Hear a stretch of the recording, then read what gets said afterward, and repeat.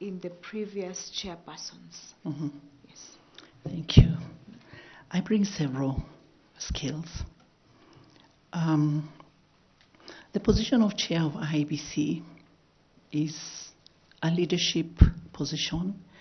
It is also a judicious position, and it's a position that requires a lot of interrelations across the board: government, non-governmental organizations, international bodies, development partners, and all that.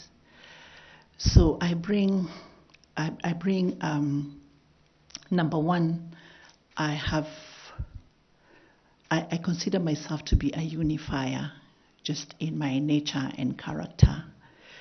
Having had a lot of experience in high pressure environments, just being able to bring in the whole aspect of composure, competence, and genteel comportment, because it's a high pressure position at times, the times when it gets really, really difficult, and just being able to maintain that composure and to work with competence and taking into account what everybody's interests are, because eventually it is the chair to take a position.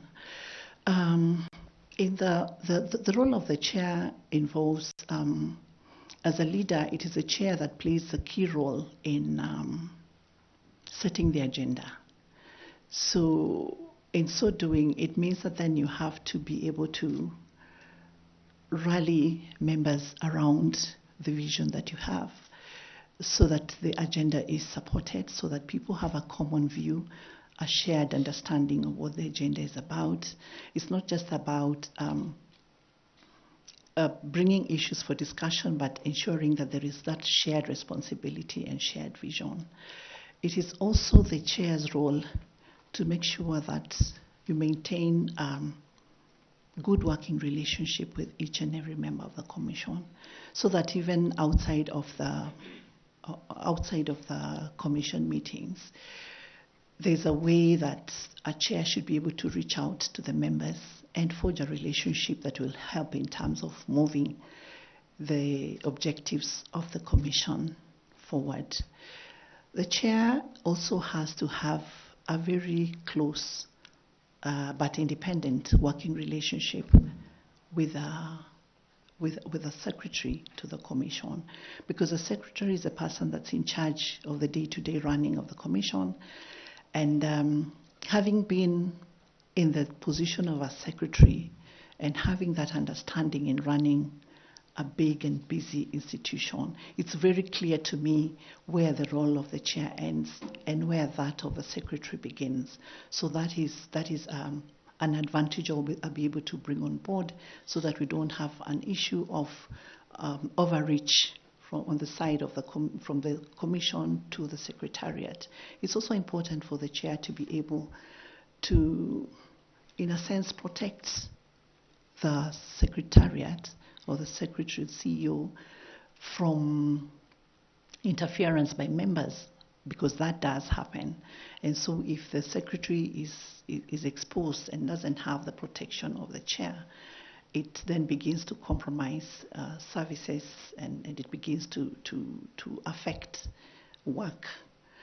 It's also the responsibility of the chair to make sure that there is compliance with all the principles of governance. We have the Mwongozo governance framework that guides all public institutions, and having worked with that document, it gives an advantage to be able to manage the commission well. A chair has to have high emotional intelligence, which is a skill that I have, so that you know what to do at the right time. You know how to deal with emotions of other people. You understand when to push something, when to step back. And you also know how not to overspeak under pressure, not to operate in panic. So those are skills that I would want to bring to the commission. Maybe you could also expound or give information to this panel on whether or not you have any special skills in terms of information, communication, and technology, because the future of IEBC truly is electronic. Yes. Do you have any such skills? Yes, indeed. I actually oversaw a very robust digital transformation in the Kenyan judiciary. We moved from analog to a digital institution. And one thing that gratifies me the most is that all of it was done using internal capacity. We had previously procured different systems that never worked. But when we began to now enhance the capacity of our ICT directorate and to just compare what other jurisdictions had, we allowed the team to run with it, because all they were able to do was come and do a presentation on what they were capable of doing. And as the chief administrator of the judiciary, it was my responsibility to facilitate them to be able to do that. So we ended up, initially it was under a lot of pressure during COVID. We were able to come up with a virtual courts. We were able to come up with virtual, e-filing and other platforms without spending any extra money. And that is good for sustainability, because then the judiciary currently doesn't pay for any licensing, which is very expensive, because some of the initial ICT initiatives that failed was as a result of budgetary constraints, so that you have the money for this year, then the subsequent year there's no money for the license, then you're cut off. So that is a thing of the past, and that has continued to develop and to grow. And I don't see why the same cannot happen in the IEBC, considering that ICT is one of the main cost drivers in the running of an election. Yes, thank you. Yeah, thank you very much. Thank you, Chair. Just a bit more follow-up. As a CRJ, you talked about running the judiciary day to day. What are those competencies that you needed to have to do that? Just briefly. Briefly? Yeah. Okay. You needed to have managerial skills. You needed to have communication skills. You have to be able to communicate, because there's so many things happening at the same time with very many different stakeholders. There's communication to go to the lawyers. There's communication to go to the court users committees, to the NCJ, to the Witness Protection Agency. So communication was very, very important. And because of the high pressure, the nature of the work, just taking an example of during the elections period, when there's so many petitions being filed post-election, you have to have resilience. You have to be able to put in many hours, just hard work. You have to be able to guide. You have to be able to rally people around an issue so that you move together. You have to have very good coordination skills so that you know what every court is doing at any given time. You have to know what they need at any given time. You have to make sure that they're provided. You have to have very good financial management skills. You have to be able to ensure that procurements are done on time. There are no delays. Sometimes we had difficulties when budgets were released late, but then there would always have to be a way of doing things in such a manner that services are not interfered with, are not stopped. Again, we had to have. It was important for us to know what the public feels about our services. So it was about reaching out through the court users committees, through our customer surveys, just to be able to know what is it that people want, what are we doing wrong, how can we do it better. So those are some of the skills that we had to put to use. Fair enough. Thank you very much. I would like to ask Madam Carol Kituku to ask some questions, kindly. Thank you so much, Chairman. Honorable Amandi, if you are appointed the chairperson of the IBC, your knowledge of the law and the legal systems that governs the IBC will be critical in offering the strategic leadership, direction, and guidance to the Commission. As you may know, Parliament is required to enact various laws that give operationalization to the various segments of the IBC mandate. One of those laws could be the referendum law, the financing of campaigns law, the boundaries delimitation laws, just to mention a few. However, those laws have not been enacted to date. What do you perceive that to be, and how does that interfere or present challenges to the operations of the IBC, the failure to enact those laws?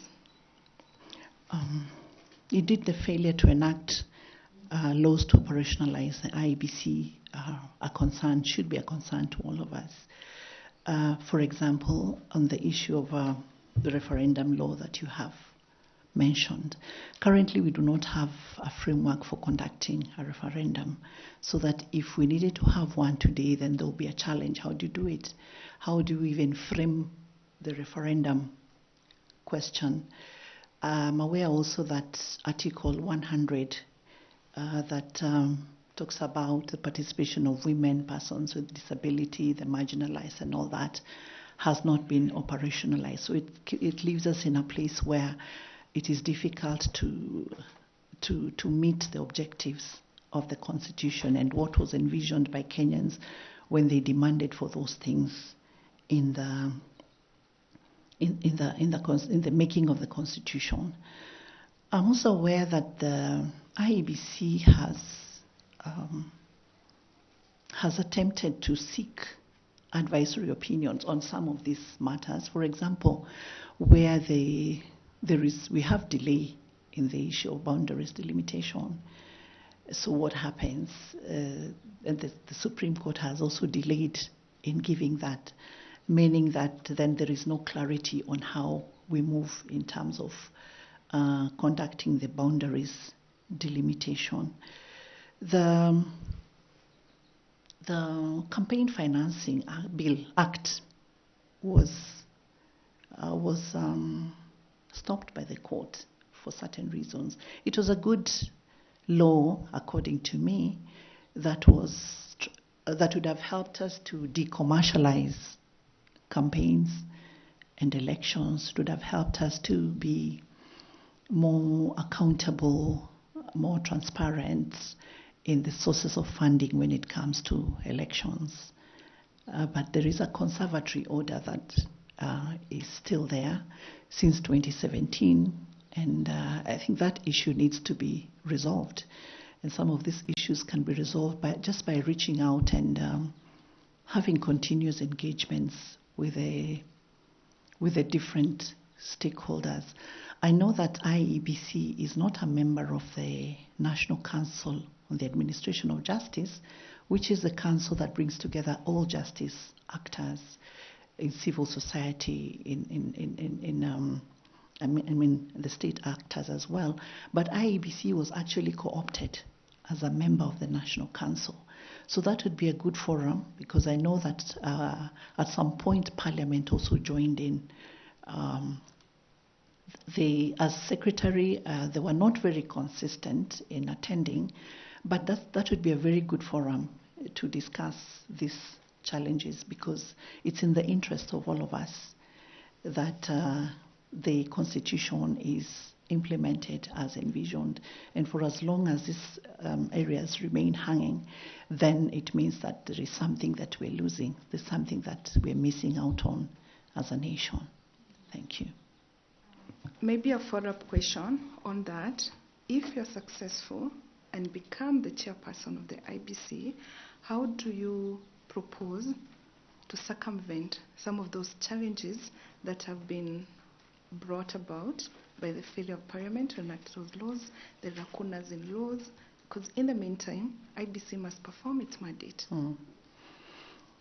What I see as an immediate low-hanging fruit is just continuous engagement and also getting the general public to understand those issues.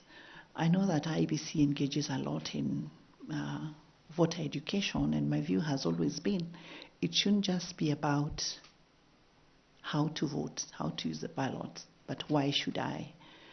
Am I picking people who are going to make sure that these things get to happen?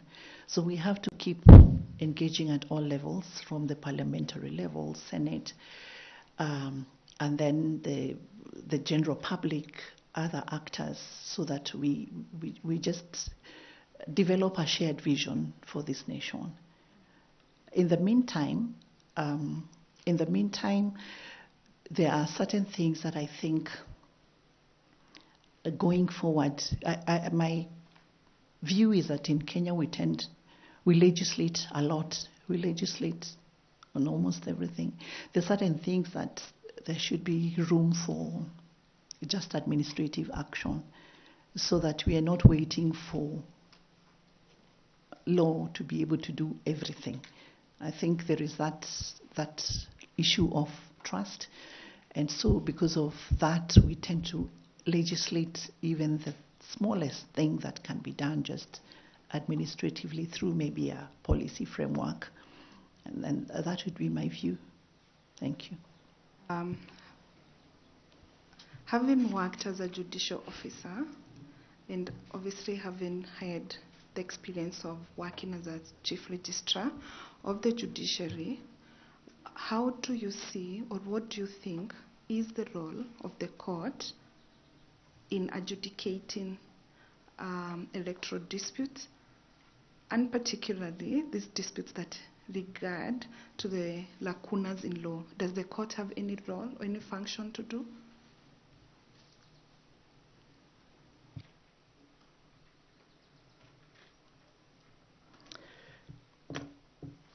Okay, where there is, I'll begin by saying that yes, the court has a big role in adjudicating electoral disputes, and the legal framework allows for, we have the Political Parties Disputes Tribunal, which is a subordinate court under the judiciary, and then during the electoral, the election petition periods, we have courts gazetted to deal with disputes. So indeed, the judicial officer has a role to adjudicate on electoral disputes. Does the court have a function where there is lacuna in the law? Yes, it does, and mostly at the level of, because legal interpretation, constitutional interpretation, is a function of the High Court. So if a question arises, the court would have an obligation to make a pronouncement. There is law that is called judgment law. I think the law can make a pronouncement that can guide. I know that the Supreme Court has dealt with a few advisory opinions where they have given direction, some of which has been ignored. So I think as a nation, we also just need to develop the culture of constitutionalism and respect for the rule of law. Because when the court, with its authority, has made a pronouncement on an issue, then it's only right that we comply and we follow what has come from there, unless there is subsequent legislation that changes the position. Lastly from me, can the court or can the IBC compel the court to pronounce itself on this issue? Can the IBC go to court to can IBC go to court to compel Parliament to enact these laws and provide the required legislative framework? Is that something that would be that within the mandate of the court to do? And would it be strategically ideal for IBC to do so? IBC compelling Parliament to legislate. I think IEBC can go to court and ask for anything. My only doubt is whether it would be the right way, the right path, because I believe more in engaging with the lawmakers, taking into account the view that if the lawmakers are hesitant to legislate on a particular thing, because we know that the courts have also pronounced themselves on certain issues that Parliament has still not done. So we also don't want, even as you consider that as an option, you don't want to go through a process of that nature in futility.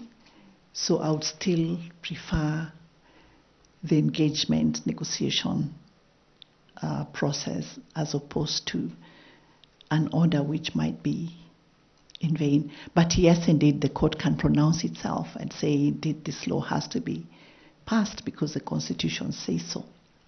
Yes. Thank you, Chair. How did you help in terms of application of those skills of engagement and negotiation, given that during your time at the judiciary, there were constant complaints about inadequate funding? Yes, I engaged a lot with the members, especially of the Justice and Legal Affairs Committee, and the members of the Budget and Appropriation Committee. And when I joined the judiciary, the budget was about 16 billion. When I left, we were at about 23. It was still way below our resource requirement, but progressively it was increasing annually. So we have to just keep at it, because the option is not to push for it and remain with nothing. So we kept engaging both informally and formally. During the budget discussion processes, we would prepare our resource requirements very well and explain the justifications for all those requirements. And we'd constantly compare the budgetary allocation for Parliament, which only operates in Nairobi, with the judiciary that has about 140 court stations across the nation. When I joined the judiciary in 2014, our budgets were at par, 16 billion, more or less. And within 5 years, the Parliament had double the budget of the judiciary. Yet they operate only in Nairobi. They have very few staff compared to the judiciary. So they have that advantage that it's them to decide the appropriation of resources. The judiciary is, and it's not unique to Kenya, it is something that you see across the jurisdictions, that the judiciary tends to be the poorer cousin of the three arms of government. So it helps, it does help, because there are times when you're able to push and get something more, and you keep using it as long as you're using it with prudence. And as I said earlier, we had very little money, but money to have a very vibrant and robust ICT system, just with the little that we had. So we were able to be prudent in the use of resources, apply little to do much. So if you don't have enough resources, then it's about how do you apply it to maximize on what you have. Thank you, Chair. Thank you very much. Appreciated. I would like to ask Madam Dr. Koki to ask you some questions. Thank you very much, Chair. Good morning again, Honorable Amadi, and welcome to this interview session. It's not really an interview session. We're having a conversation, a dialogue. You spoke a little bit about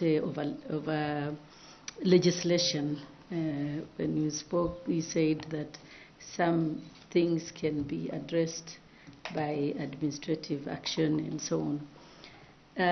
We notice, however, that since the promulgation of the 2010 Constitution, and the elections that have been held under the Constitution, we have seen every one of them, the validity of the election of the president has been questioned and therefore has been challenged in the Supreme Court. And after every decision of the Supreme Court, we have seen recommendations of reforms that are required, legal reforms that are required to be done in relation to the process of elections by the IEBC. And we have actually also seen from the strategic plan of the IEBC 2020-2024, they identified over legislation as a challenge for them.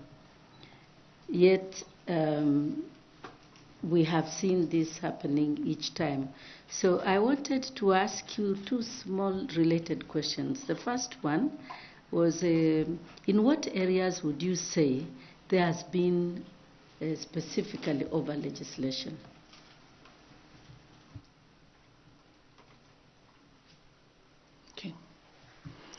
Okay, so thank you for that question, Chair. In what areas do we have over legislation? I'll give a small example.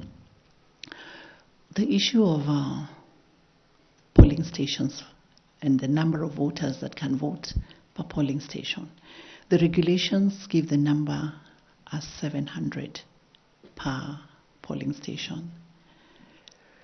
And from our voter turnout history, our voter turnout is around 65% on average. There are stations that get as low as 40%, others as high as 90%.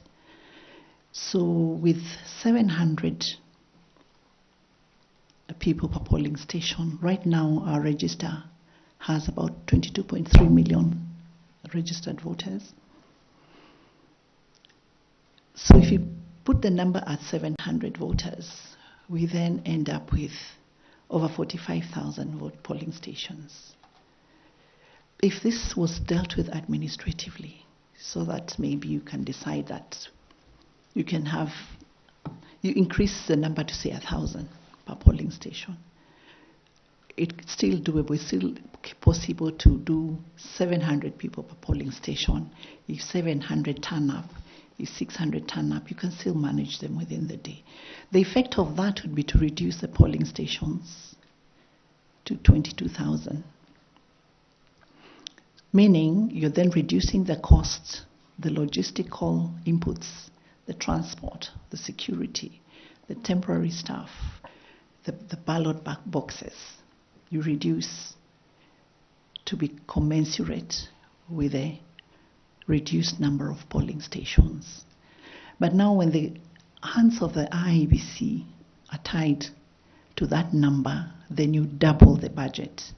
And we know that we're trying to save on resources. We are always talking about austerity measures. We have legislation also on technology, which is a good thing.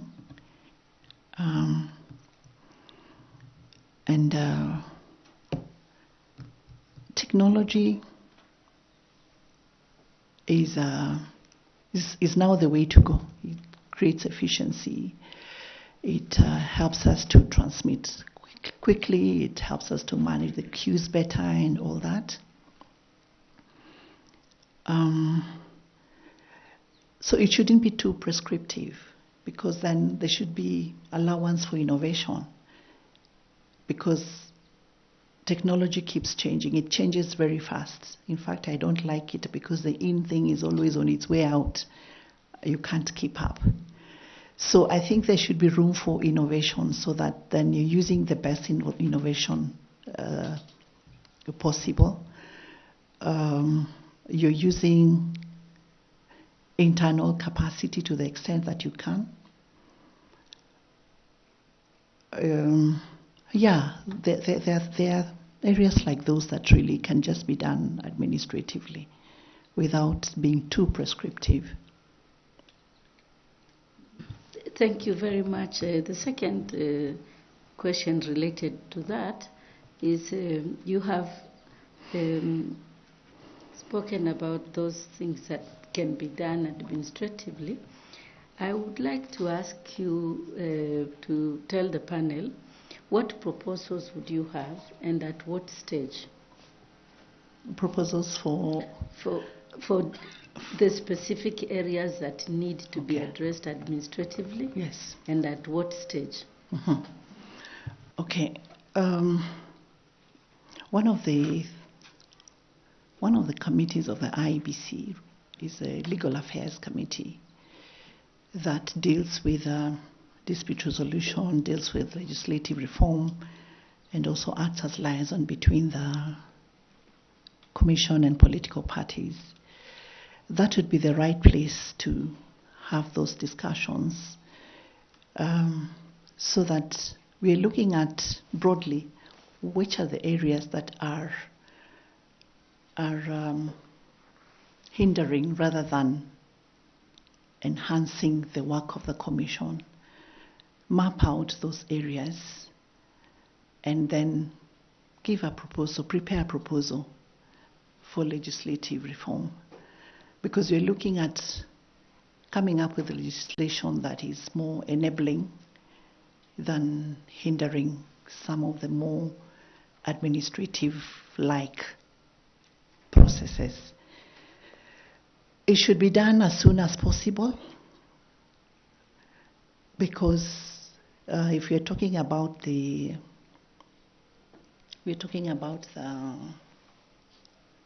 elections of 2027, the time is very short.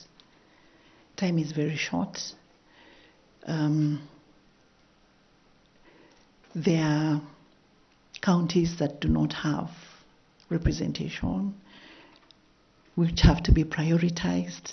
So that the time is not there. Everything has to run. We have to find a way, the team that is going to come in, to run all these aspects simultaneously. The sooner it is done, the better, just so that the IBC is facilitated to operate with more in an easy environment, legal environment.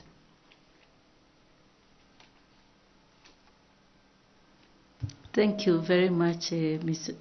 Honorable Amadi, and thank you, Chair.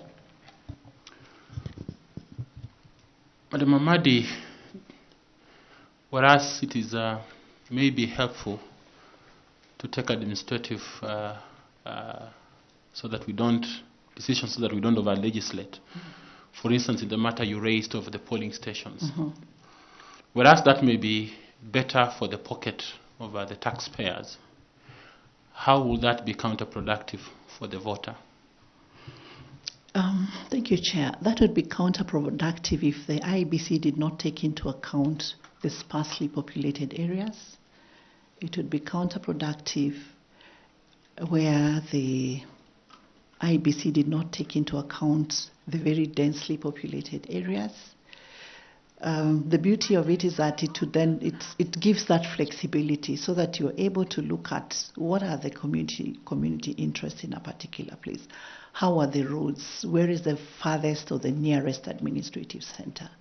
So as long as all these issues are taken into account, it would be okay. But if they were ignored for whatever reason, if the IEBC is not strategic about mapping out the polling areas, the polling centers, that can be counterproductive. Thank you. Tanui, FCPA, please kindly ask your questions. Thank you, Chair. Let me start by acknowledging that I have interacted with Honorable Amadi in my course of duty. So I want that to be on record. Madam Amadi, you've been at the judiciary. Yes. And also the GSC. Kindly confirm to me and to this panel, were GSC commissioners full-time or part-time? They were part-time. All of them were part-time? All of them. And confirm also that you are the accounting officer for the judiciary and also for the GSC. That's correct. Thank you. Now, you will be transitioning from having been accounting officer for those two institutions and you'll be a chair of a commission that has full-time commissioners. And secondly, the former chair of IEBC, Isaac Hassan, he did observe in his book that in a commission where there is dual executive structure with a chairperson and also an accounting officer, he did indicate that there is always a risk of a chairperson getting the blame for the failures of the institution, and likewise for the CEO. Given your transition from being an accounting officer, now you will be a chair of a full-time commission. How will your experience as an accounting officer help, given the challenges that IEBC has had in the past? How will you transition? Thank you. Thank you, Chair. Yes, indeed, I have been Secretary to the Judicial Service Commission under 3 Chief Justices. And your question reminds me of the challenge that we had at the level of Chief Justice, who is also Chair of the Commission. Because remember, the Chief Justice, as head of the judiciary, also reports to the JAC. Because at the JAC is the boss, much as the Chief Justice is the chair. And in the judiciary, they are the institutional head. So sometimes there was a problem in terms of balancing the duality of those 2 roles. As I said earlier, I served under 3 Chief Justices and just looked at how they managed themselves. At what point, the challenge was always, at what point do I put my foot down as head of the judiciary? At what point is this now a commission issue? Because sometimes there tended to be that overlap. Where, for example, the Chief Justice has a particular view on an issue that's affecting the judiciary, and the Commission has a different view. It's something that kept playing out. So what we did, one of the things I did earlier in my time at the judiciary was to develop a Judicial Service Commission charter, which clarified rules, indicating how far the commissioners can go, how far the chair can go, what the secretary has to do. So that is what guided. We had a charter that helped us to manage that. A lot of times we also just had to, and that is something that I think is going to help me, is about just having informal discussions about certain issues so that you minimize on the potential conflict. So yes, the charter and just sticking to the rule of law. We had a lot of governance trainings, capacity building for the commission, because they kept coming in at different times. This particular one is unique because the panel is handling the selection process for the entire IEBC commission. But the commissioners of the JAC came at different times through elective processes, through appointive processes. And so each time we had new commissioners, we had to go through some kind of governance training, induction, just clarifying roles.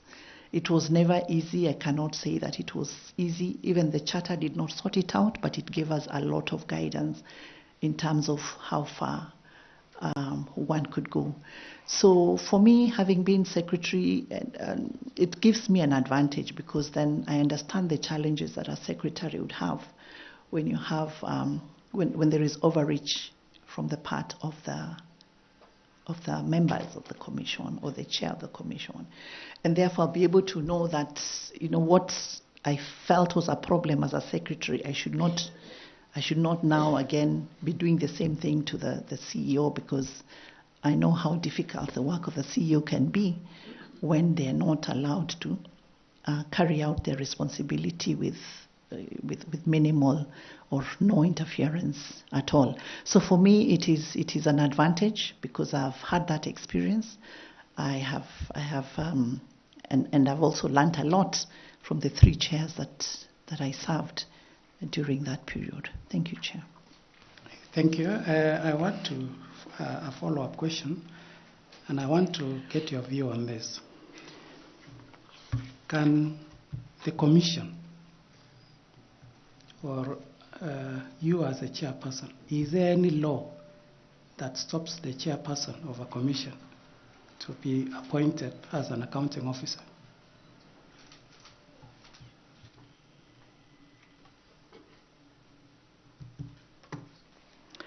I'm not aware of any law. It's more because the appointment of accounting officers is technically by the CS National Treasury.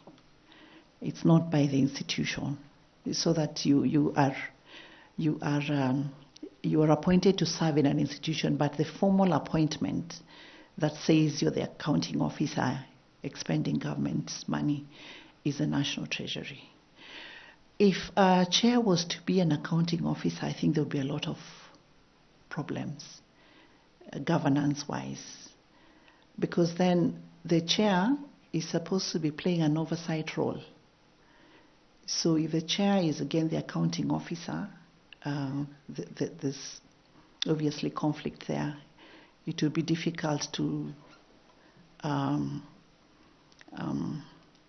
say audit the institution, because remember, the internal auditor reports directly to the chair, to the commission, not to the CEO.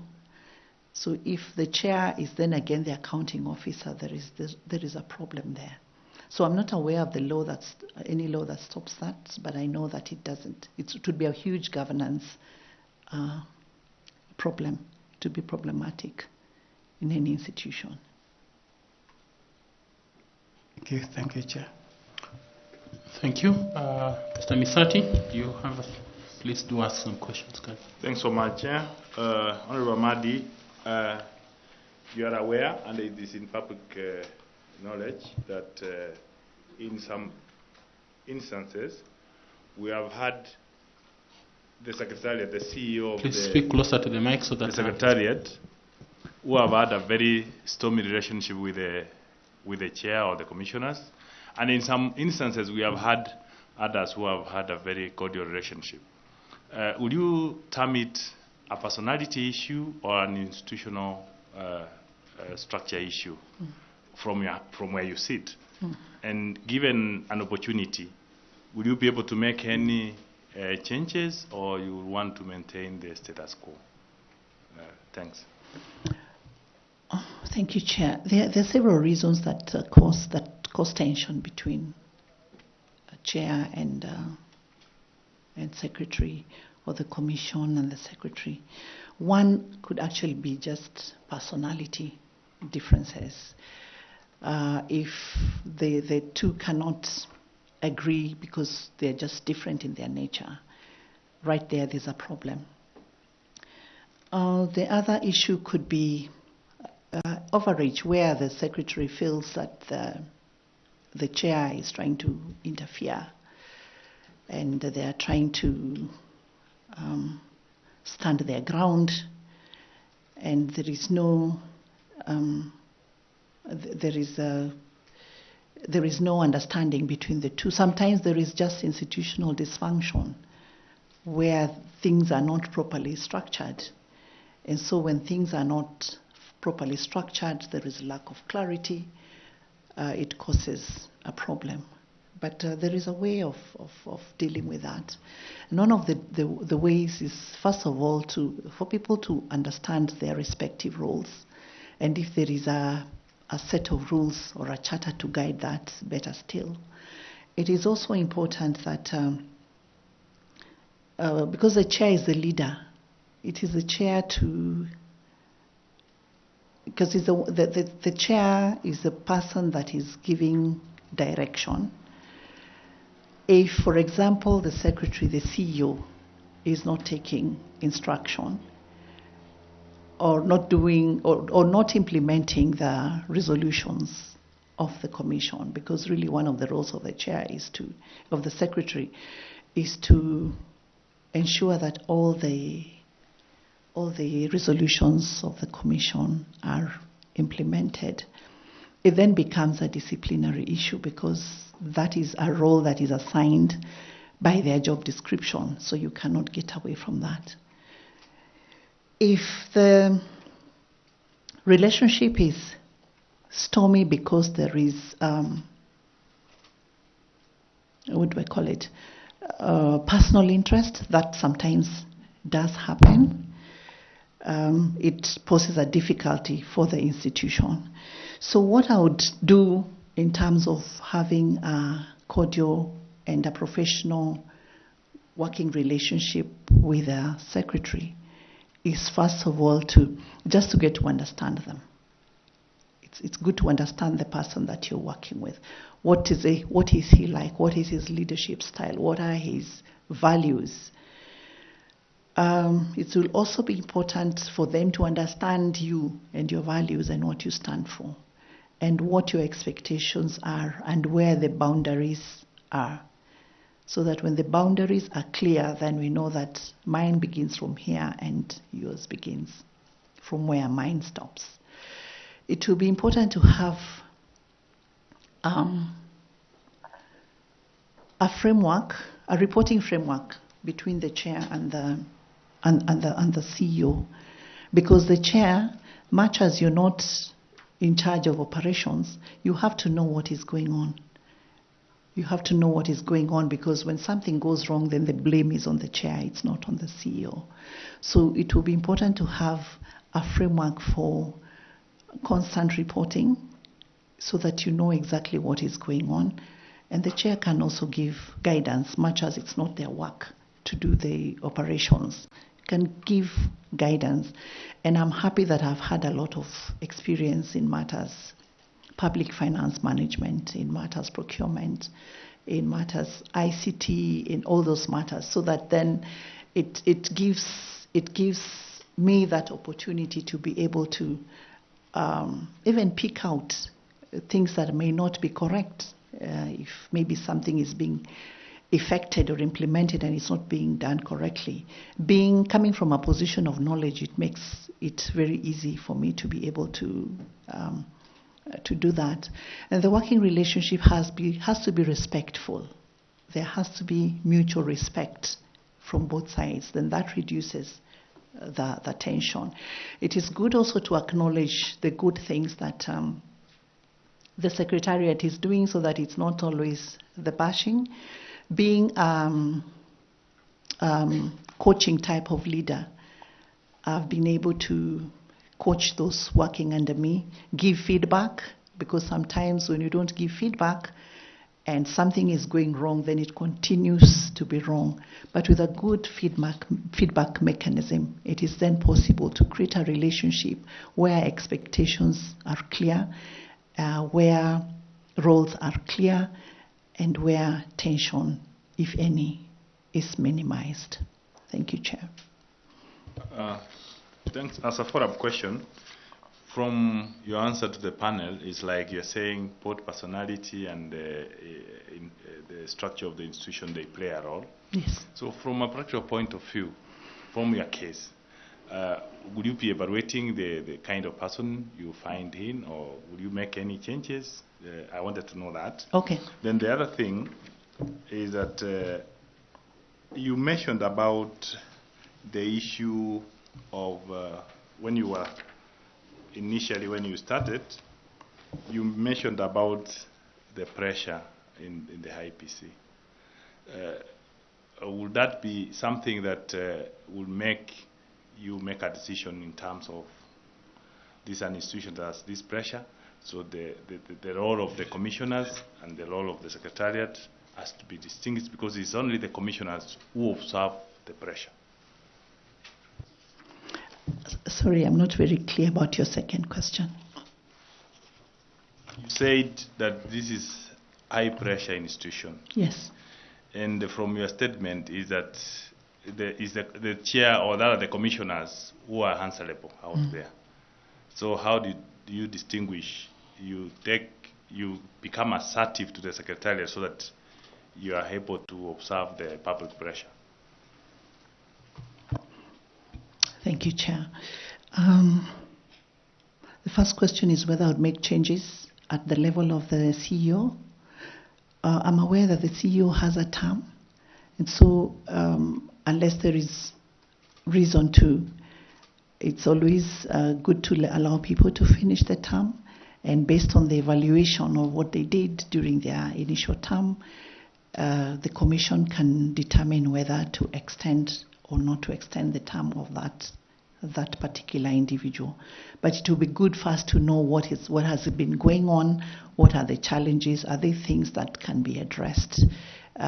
Because I believe that at the end of at the entry point, there has to be some kind of engagement, and usually as you get to the end of your term, there is some kind of evaluation looking at how the work has been done in terms of operations, in terms of reporting, in terms of audit reports and all that. So I would hesitate to say that I would make a change before I know exactly what it is.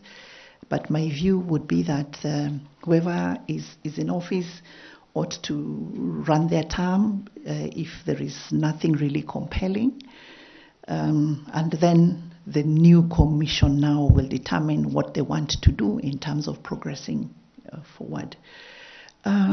Yes, the commission is the one that gets pressure when there is problems at the level of the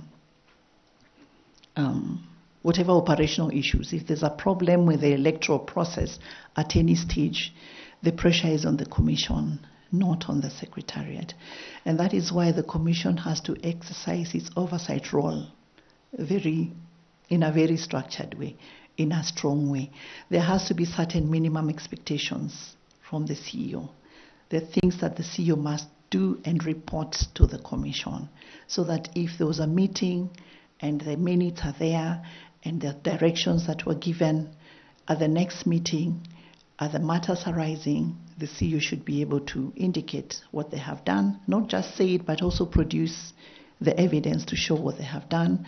They should be able to indicate what the challenges are, if they're meeting any challenges, and what support do they require from the commission to be able to do what they are supposed to do. Again, sometimes there could be a challenge when information is not flowing freely, so that something is happening in the secretariat, but the information is not flowing because it's waiting for the next meeting, and maybe something is going wrong. There needs to be a framework that allows for free flow of information, so that if there is something happening that the commission needs to know, then it can be nipped in the bud, and the secretariat can be assisted to do the right thing. Thank you. Thanks so much for Chair. Thank you, Bwana Misati. At this time, I'd like to invite panelist Fatuma Saman to also ask you some questions. Thank you, Chairman. Mr. Madi, good to see you again. Good to see you too. In a similar setting where you were the interviewer. I was the interviewer, you were the interviewer. The roles have changed. That's on a light note. And as you already know, the IEBC is always expected to be an impartial arbiter. But at the same time, it's expected to engage stakeholders like the judiciary, the executive, the legislature. And I would like to hear from you, what do you think you'll be able to do in terms of maintaining that impartiality, but at the same time, engaging these specific stakeholders, the executive, the judiciary, and the legislature? Thank you so much, Chair. Yes, indeed, the IEBC is supposed to be an impartial arbiter that carries out its responsibility without any influence from anywhere, without influence from the government, from any political party, from any candidate, from any public office. And it is indeed true that stakeholder engagement is very, very important. It's very important. In fact, there is no institution that can run without engaging stakeholders, because we cannot work in silos. We have to work with partners. In engaging with stakeholders, first of all, you have to map them out and know who are the people that I need to work with. Is it the police? Is it the DPP? Is it the judiciary? Is it civil society organizations when you're talking about voter education, for example? Is it DCI? Is it based on whatever it is that the IEBC is seeking to gain from the stakeholders? All those engagements must be on the basis of the rule of law. All the engagements must be on the basis of strict observance of the rule of law and based on the respective mandates of the IEBC vis-a-vis the mandate of those other institutions. If it is, for example, the police, and you're seeking to effect arrests for people who have violated the Election Offences Act, then you're operating just on the basis of that, following the law. If it is about witness protection, it's the same thing. So engaging stakeholder engagements have to continue, but based on the rule of law. Thank you. On a follow-up question, would you, if you were to consider developing a stakeholder engagement guideline, what are these principles that would guide the stakeholder engagements? Apart from the rule of law, of course, you've mentioned. Okay. There's the issue of common interest. What are we interested in as IEBC based on the mandate of the other organization or institution? You will also look at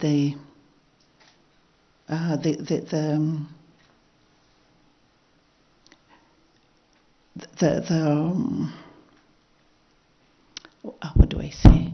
You'd need to look at what is it that IEBC requires? What kind of support does IEBC require from the other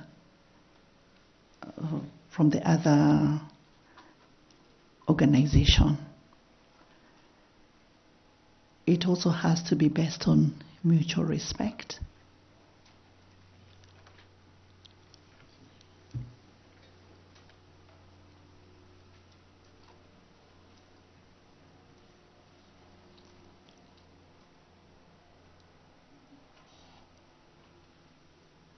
And it also has to be able to, whatever engagement you're having should be able to meet a need of the Commission. Thank you, Chair. Thank you. Thank you, Ms. Fatuma Saman. This time I want to invite Nicodemus Bore to ask you some questions. Thank you. Thank you, Chair. Madam Amadi, we saw your service to the nation for the last 10 years in the public. And from your CV, you have indicated that you did almost 20 years in the public service. Yes, indeed. And I'm sure you have had experiences of misconduct within your institutions that you have been serving. Yes. And also, your role was to ensure integrity was upheld. So, how are you able to deal with such internal misconducts at the same time upholding integrity, especially as a chief registrar for the last 10 years?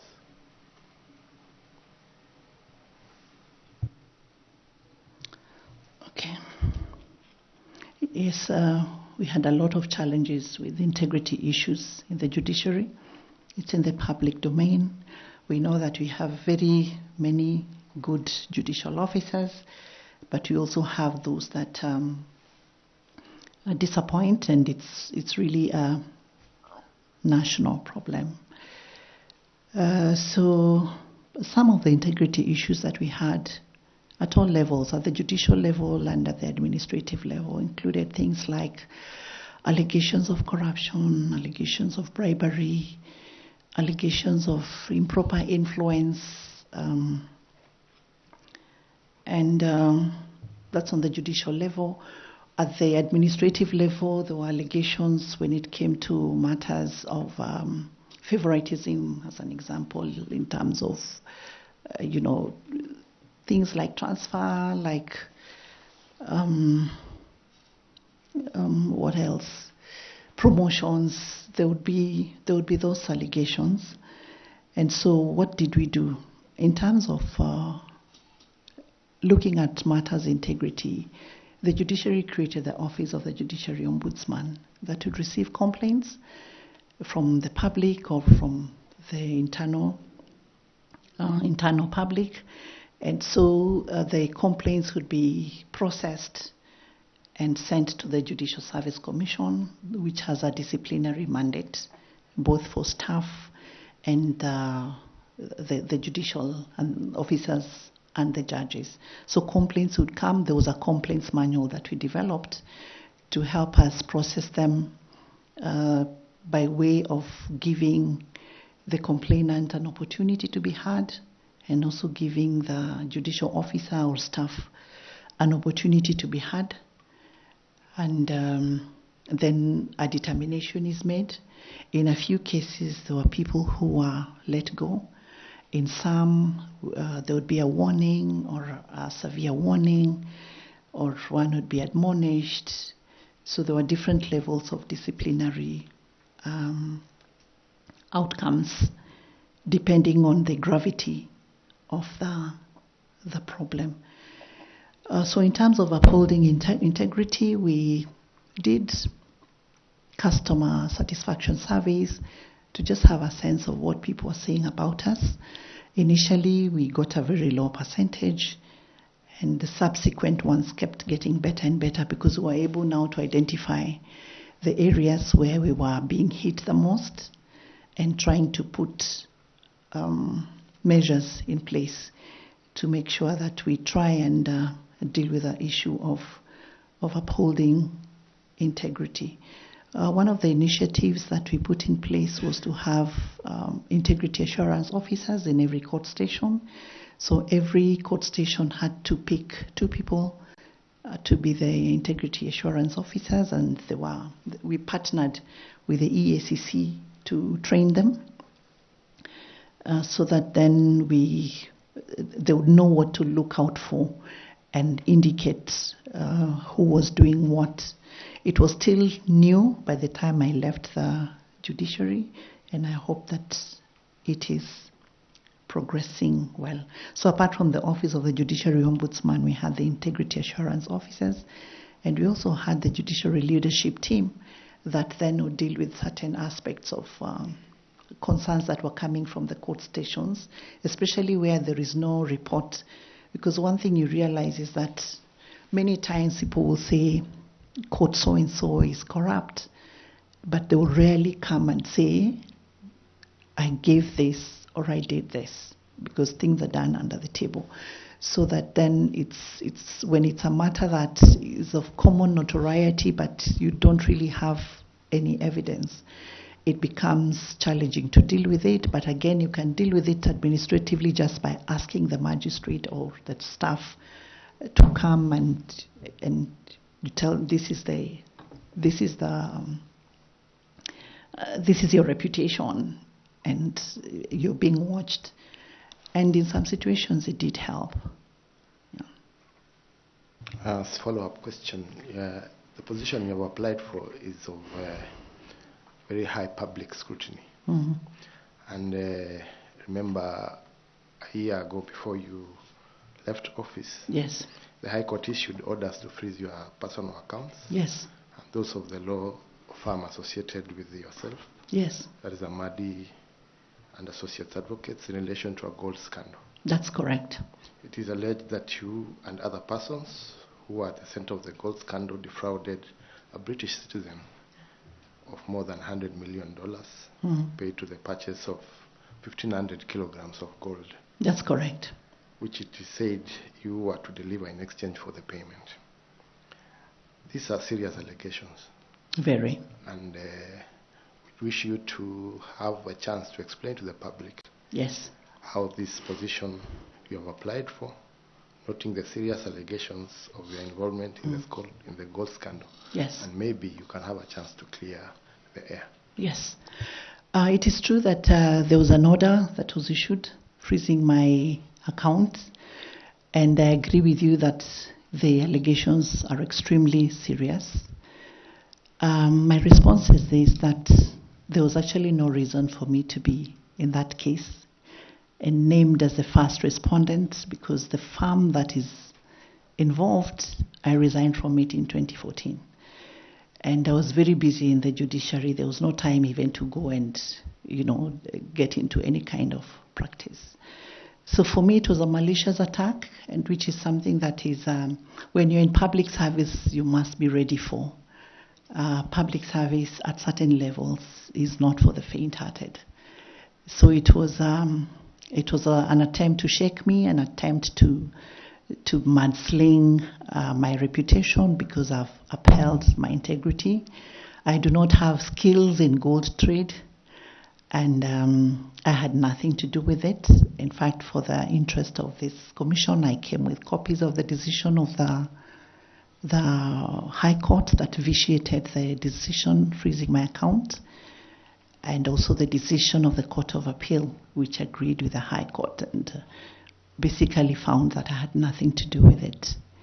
So I have the decisions which I can share with the Secretariat if need be. Thank you. Thank you, Chair. Thank you. You give a copy of that decision to the Secretariat. The gentleman behind you. Yeah. Thank you very much. Thank you very much. Bwana Tanui, FCPA. Oh, sorry, Professor Adams. Professor Adams. Sorry about that. Thank you very much, Chair. Madam Amadi, you are seeking to go to a very high voltage position. You have just come from a high voltage institution where you served as the accounting officer under 3 Chief Justices post the 2010 Constitution. And just like where you seek, there have been questions on the judiciary. The position you held, you finished 10 years. Some people were not lucky. Where you are going, most of them usually also end up finishing their terms. And even when they finish, the country is usually divided as to whether they are a hero or a villain. Looking back to the institution you have just come from, bearing in mind that there was the Ringera team, that there was the radical surgery, that there was the vetting board, and still questions arose, still arise to this day on that judiciary. Looking back on your service, is there anything you would do differently in terms of promoting institutional integrity in the judiciary? Looking and reflecting now that you have exited. Yeah. Thank you very much. Indeed, I have come from a very high voltage position, and I was very conscious of the fact that IEBC is also very high voltage before I consulted within myself and decided that I wanted to give it a try. I don't know whether it's because I'm used to it, but I know that I've been tested and I have been tried, and I've undertaken high voltage national processes relating to the transition of 2 presidents in this country. And I did it successfully under immense pressure. I never lost my composure. I never lost my comportment, and it's because I have a very high self-awareness. And for as long as I'm following the rule of law, it really doesn't matter.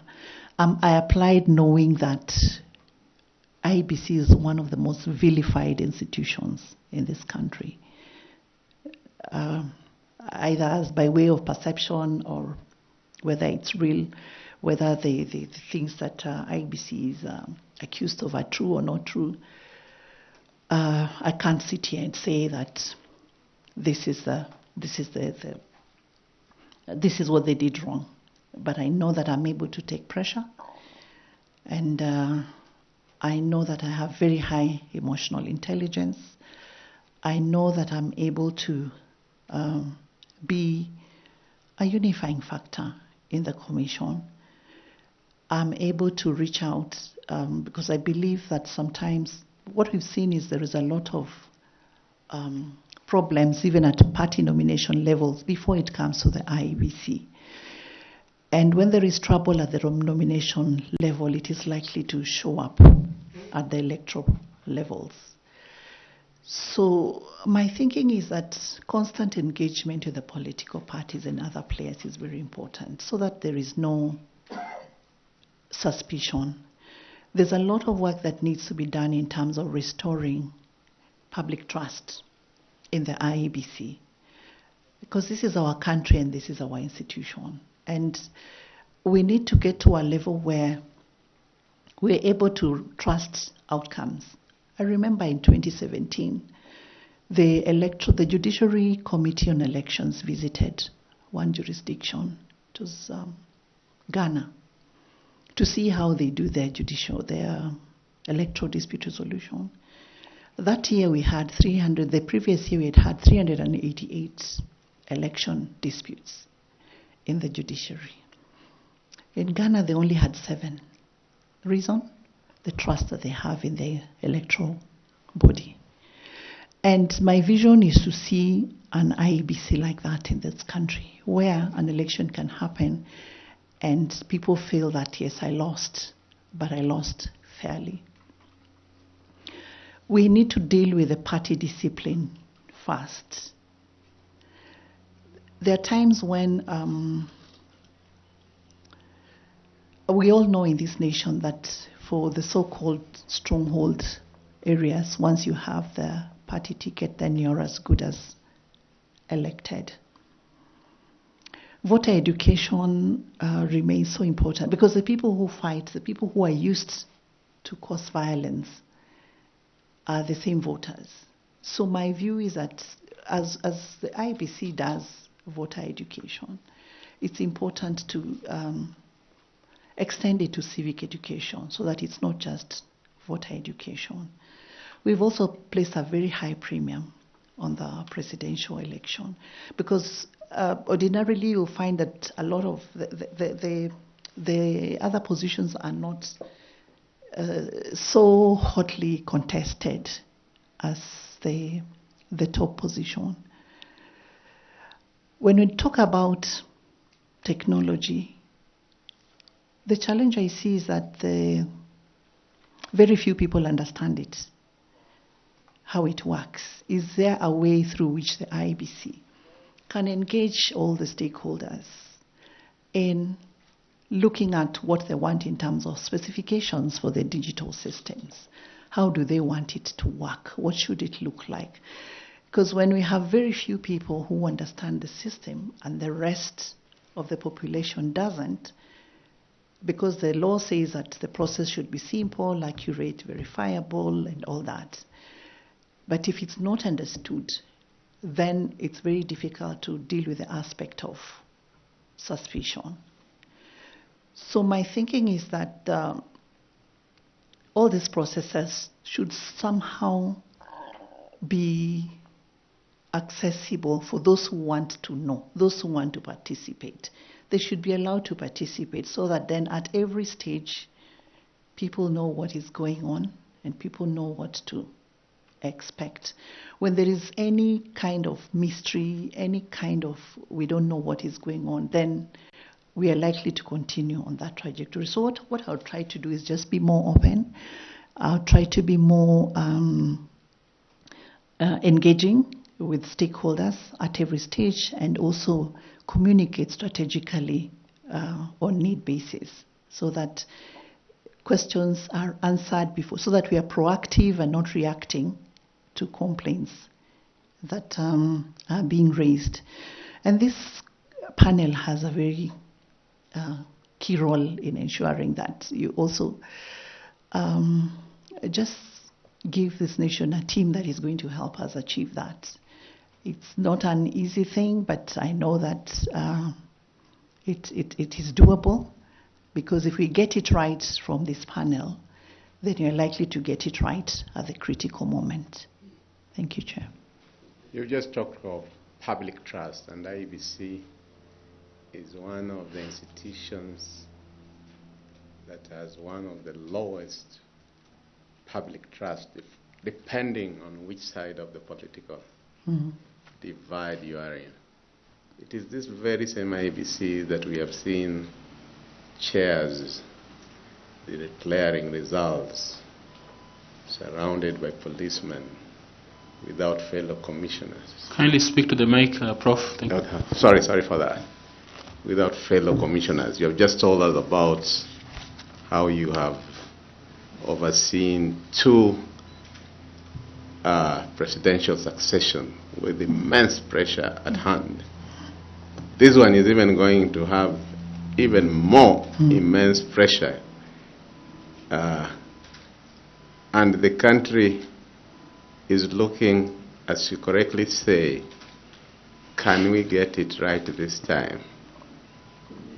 What does Anna Madi bring in terms of leadership, in terms of courage, in terms of integrity? Because people die. We know of very key officials who died in unexplained circumstances up to today. It will be high voltage.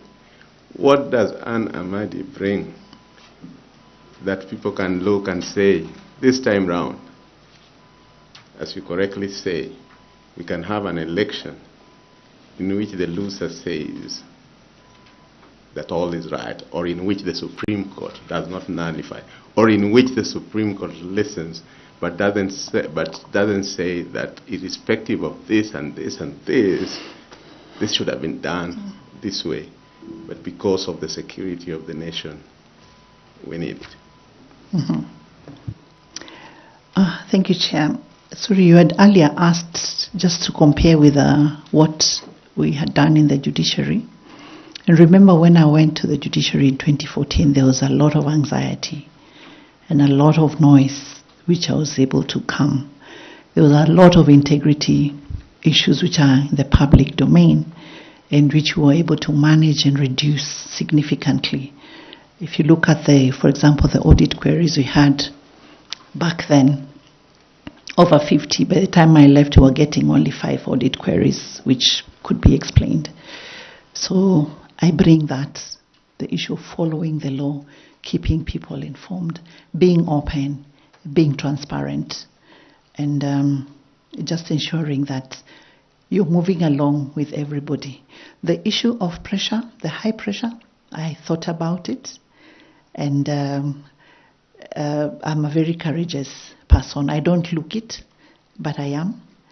And I believe that if I am able to demonstrate that what has been done is the right thing, it shouldn't matter where the pressure comes from.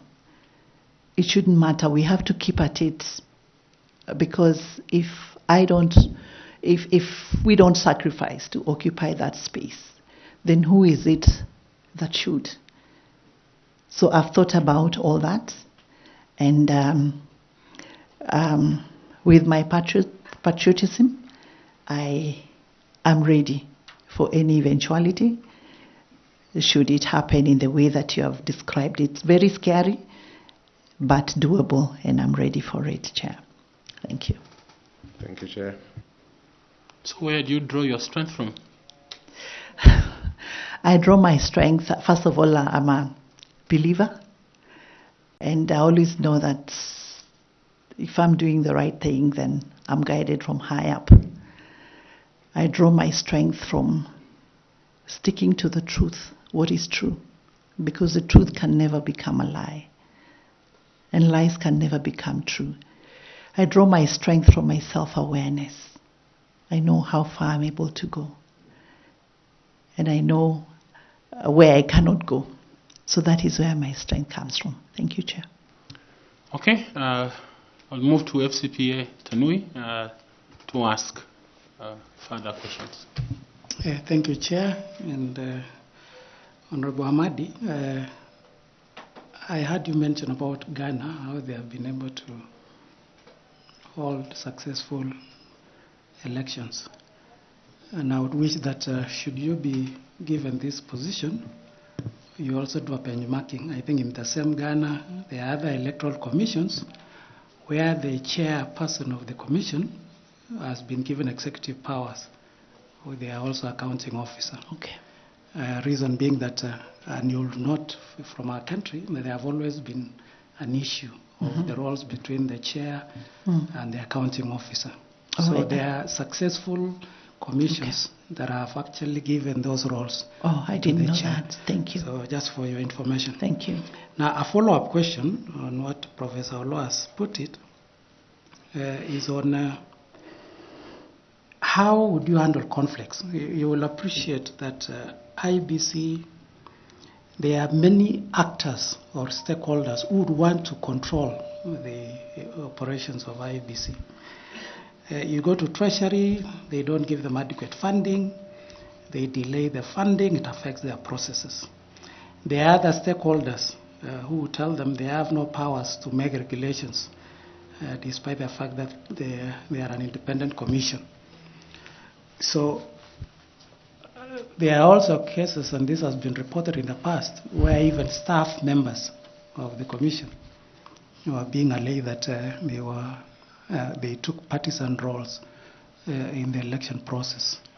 So if you get this position as the chair, how will you work around using your leadership skills and your experience to ensure that all these stakeholders are brought together and that the commission achieves its mandate? Thank you. Thank you, Chair. I'll just give an example of what happened in the run-up to the 2022 elections. There is a framework that was put together which was called multi-agency team or something like that, that brought together all the agencies. There was judiciary, there was police, there was treasury, there was Ministry of Interior and IEBC. Basically for purposes of just seeing how the IEBC could be supported to be able to conduct a successful election in 2022. And they had several meetings where the IEBC, outside of the normal framework, was able to indicate the kind of support that they needed, the kind of timelines within which they had to do what they needed to do. And there were certain commitments that were made by the various agencies. But I know that at some point, again, IEBC stepped out of that framework for some reason. I think it was a good initiative that can still be tried. The reasons as to why IEBC stepped out of that framework are not so clear to me at this point in time. But I've always believed that when things are done in a consultative way, through a cooperative framework, they tend to just work better in terms of people understanding that this support needs to be given so as to avoid delays so as to hinder the processes of the commission. On the issue of staff playing partisan roles in the electoral process, that's very unfortunate. I think you have to be able to disrupt certain formations within the commission. There's a way in which staff can be taken through. They can be taken through processes that can help their mindsets. But again, it shouldn't be too. Certain administrative interventions can be made to make sure that it's difficult for staff to do to carry out their activities, their duties in a partisan manner. For example, if someone was expecting to go and oversee the elections in Nakuru and last minute they're taken to Kajiado, then they will maybe not be able to do what they had planned to do. So there are certain administrative interventions that can be put in place to just make sure that we minimize on the mischief, if any has been planned. But I'm sure with a team we'll be able to discuss and just see what else is possible to be done so that people are just following the regulations, the rules. I know what we did in the judiciary for most of the things, because when I went there, I found that there were no standard operating procedures, there were no manuals, so we had to prepare a lot of manuals that everybody had to stick to.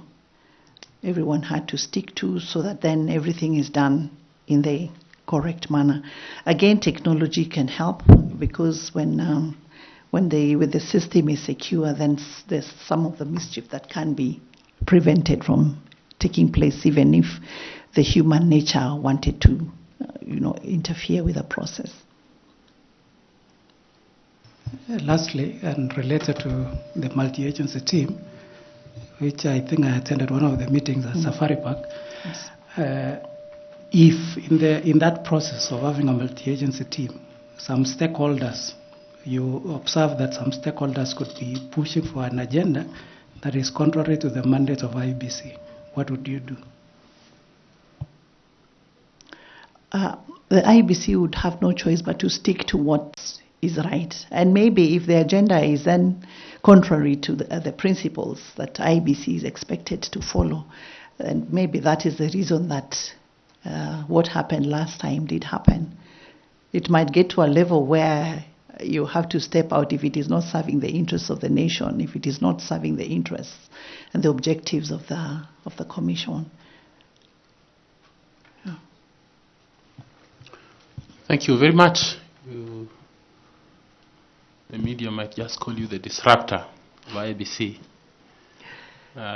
if you got this position, and so thank you for those answers. I want to ask Professor to ask you some questions. Okay. Madam Anamadi, I see from your CV that you have also done a lot in FIDA and gender-related matters. Yes. And therefore I believe that globally you follow advancement of women issues and gender issues. So my first question to you on that is, which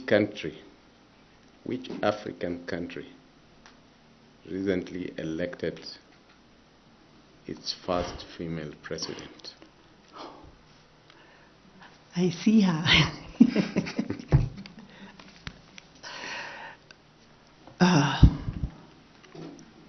Namibia. Okay, proceed. The Senate represents counties, and we have 47 counties, but we also, in terms of the number of senators, we have 67. How do you explain the extra 20 as per the Constitution and Elections, IEBC and Elections Act? The extra 20, those would be the special seats for women, for persons with disabilities, for the marginalized, those special interest groups. And they come in through party lists which are submitted to the IEBC, and those party lists cannot be changed. They're final, and so the parties are assigned the nominated seats based on a pro rata basis. So that is how the 20 come in. Thank you, Chair. Thank you, Chair. Thank you. Madam Amadi, you are aware that by law we are required to ask for public participation. Yes. On the candidates that we shortlist, but also to do some due diligence around them. True.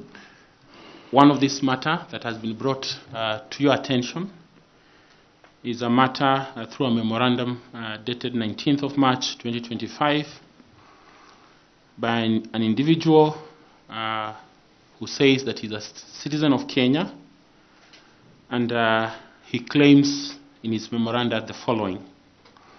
Alleges that during your tenure as the registrar to the judiciary and also as secretary to the Judicial Service Commission, you failed to comply with express court orders and or the directions in matters in which the commission was directly involved. So the rule of law.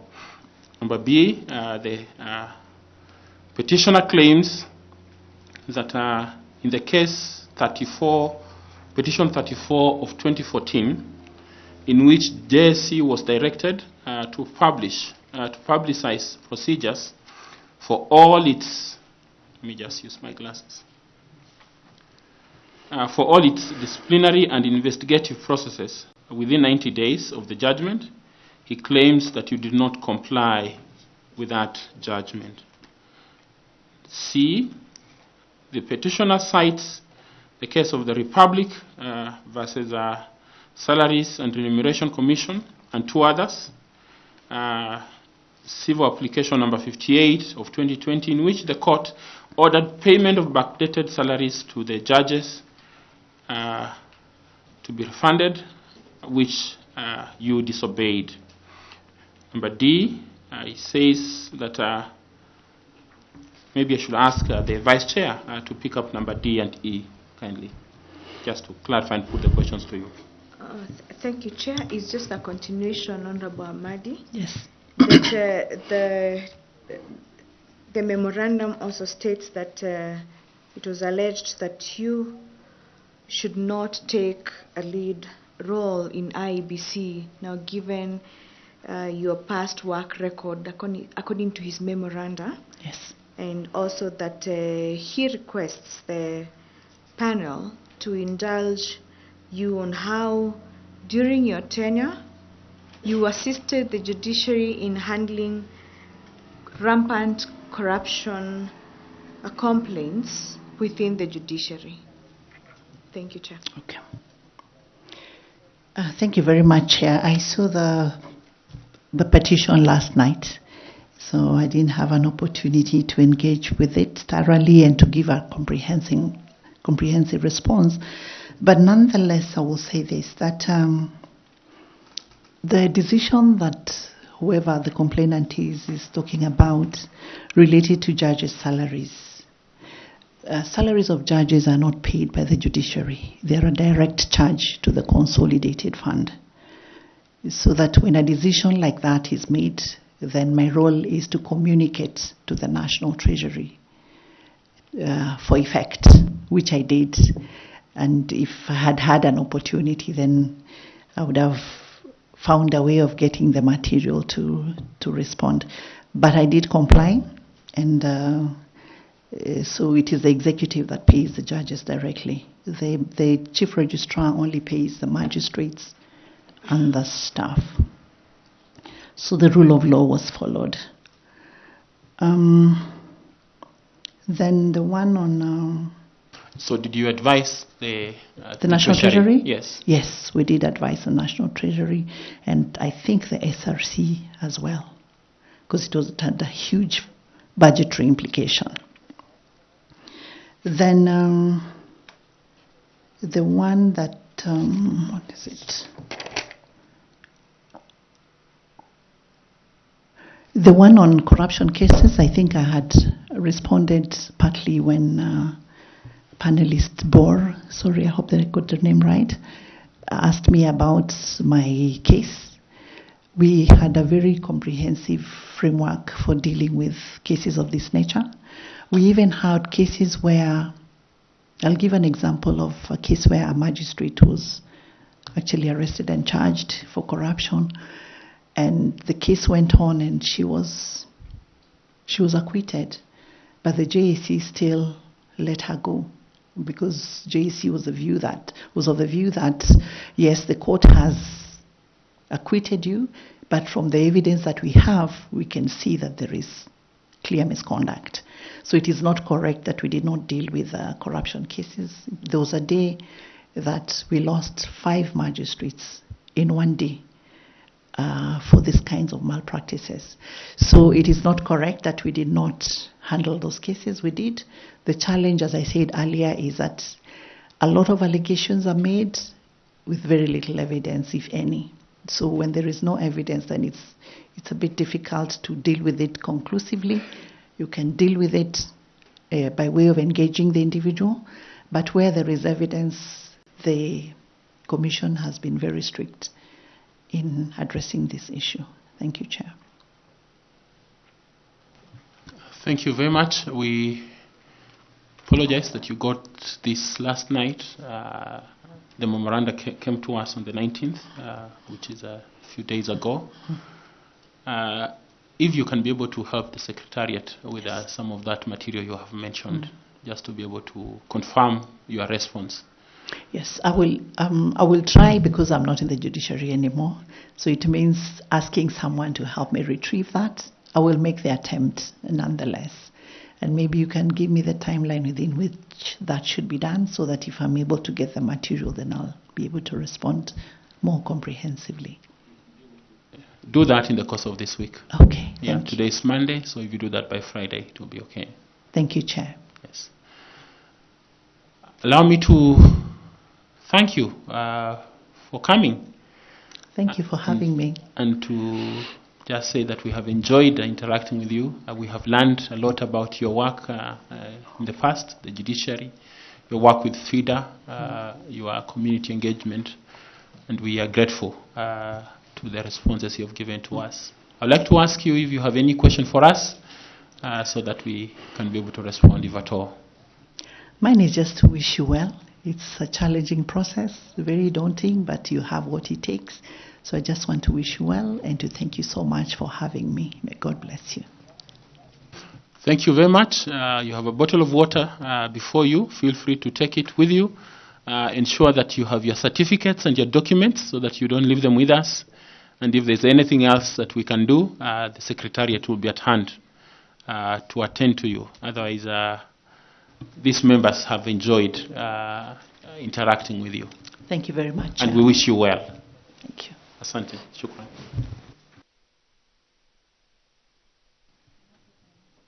Yes, notebook. You can take your notebook. Thank you.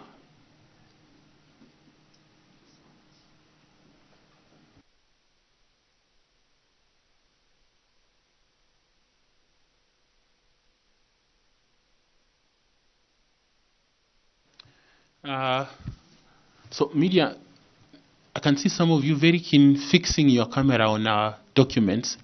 The documents are not for public consumption. So please take some judicial control so that we are not exposing them to the public. It's the interview, not the documents. At this point, I want to ask you to, again, give us some time. Please, we thank you for doing this for us. Give us some time so that we can finish our processes together. Please do so quickly. So please turn off, don't leave your mics on, just turn off your cameras, your mics, and allow us to be able to do what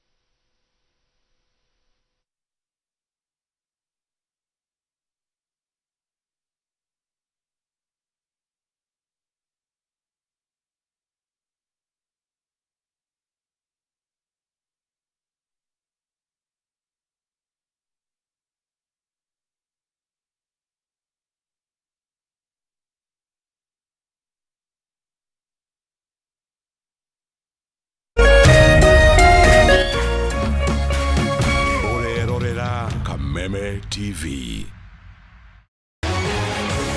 People Daily, Kenya's trusted newspaper, is making history as the first daily to go fully digital. By transitioning from print to the PD News app, we are delivering the same exceptional journalism you've relied on for years in a completely new way to experience it. It's news for today and the future. No paper, no waste. Just real-time updates and customizable stories. This is a leap towards innovation, sustainability, and a better experience for you, our reader. Download the PD app now on Play Store and App Store. People Daily. News that moves with you.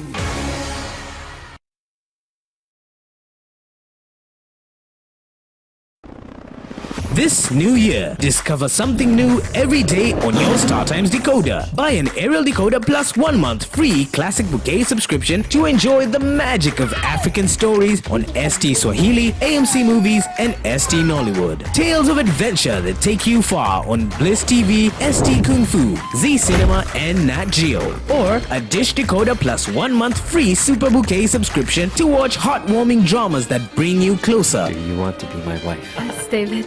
I want to marry you. Exciting kids shows to keep the little ones entertained. You got it, dude. Experience the thrill of live sports on La Liga and Bundesliga. For every mood, for every moment. StarTimes. Enjoy digital life.